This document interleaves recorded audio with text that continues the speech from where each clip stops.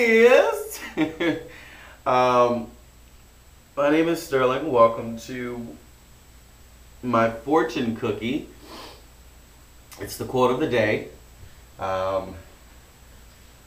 It's Tuesday, so hopefully you enjoy, okay? I got stuff in my eye. I just woke up not too long ago. I had taped it yesterday, but all of it was like erased, and I was so... But, here goes. We try so hard to hide our ugly from the world.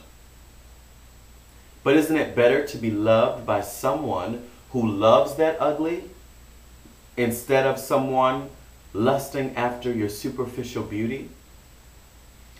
There's so many people that try their entire lives to be caricatures or to be imposters or charlatans because they're not comfortable with who they are as a person. They're not comfortable being in their own skin. They're not comfortable because society says this is the norm and you don't fit it. But it's impossible to ever fit into society because society is so multifaceted, so multifarious. It's comprised of different components, comprised of different opinions.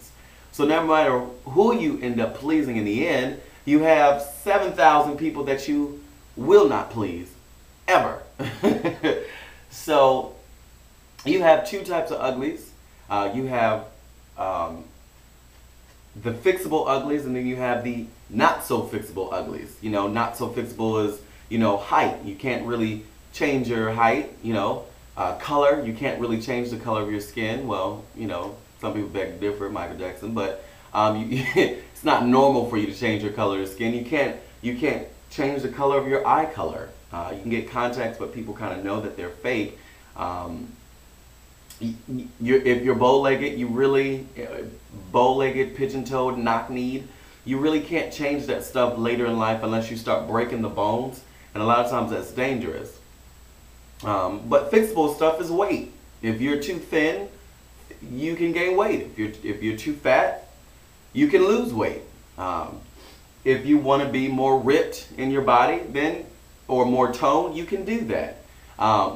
If your hair is a certain color that you don't really like, you can kind of change that too. One of my fixable things that I'm fixing is my weight. I want to be a little bit more muscular. There's nothing wrong with my body. I've always desired to have a bigger body, and I'm going to strive to that. Something that is not fixable is the fact that I'm not as masculine as you know, the other guys. I guess the stereotypical black young man who's, you know, walking around with your pants and with a deep voice and speaks a certain way. I'm not gonna. That's just not me. And there's nothing against people who are like that, but it's just not me. And we all have to respect each other. And I grew up, you know, for a while thinking that society didn't like me because of the way that I spoke, the way that I carried myself. And I began to realize that it doesn't matter what society thinks. All that matters is what I think about myself at the end of the day. And it sounds like a cliche, but it's the truth. So you'll see a bunch of people trying to, you know, wear their makeup. You'll see a bunch of people try to wear accessories like jewelry, ear piercings everywhere. And there's nothing wrong with that. There's nothing wrong with that. But it gets to a place where it's like, if you strip all of that down, do you think that you're still beautiful when you all decked out, or did you think that you're less beautiful when you don't have it? As long as beauty is before and after the transformation of you know, of the accessories, then you have your answer. But if you're doing it because you say that, oh, I want to look my best and I feel like I'm, you know, I want to cover this up, and you're subliminally telling yourself this, that may be a problem. That really may be a problem. So I say strip yourself down if you can and see if you like the same person as if that person was clothed. Don't try to hide your ugly. Ugly translates into flaw. Ugly brings uniqueness.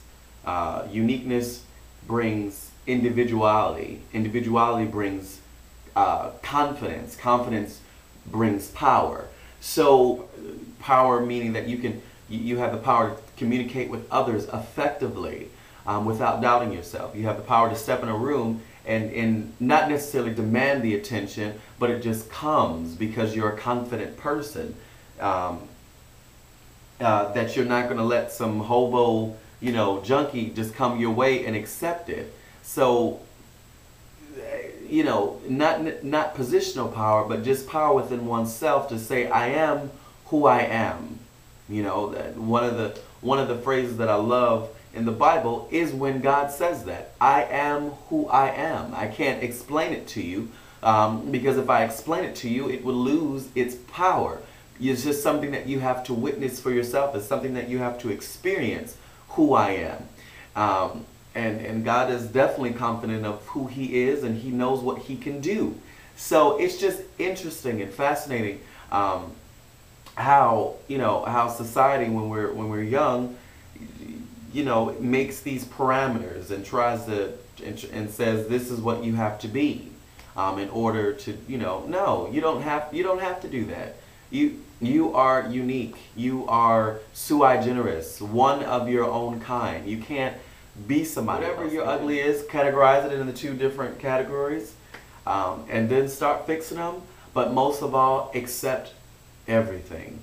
The good, the bad, and the double ugly, as I like to say. Because it's not just one ugly, it normally is like a multitude of uglies. So I just like to say double ugly. So enjoy, and remember, if nobody else is going to love on your ugly, you love on your ugly. Go on and love on all over it, okay? Shoot, how else are you going to teach the world how to love you? Y'all better recognize, enjoy it, be safe, and love your ugly. It's okay. It really is okay.